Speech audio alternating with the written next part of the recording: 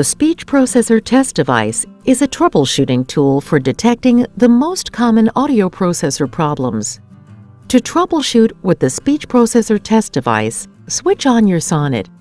Place the flat side of the DL coil under the speech processor test device. Speak into the SONNET microphones. The indicator light should flicker to the rhythm of your voice. If it doesn't, adjust the volume and speak into the microphones.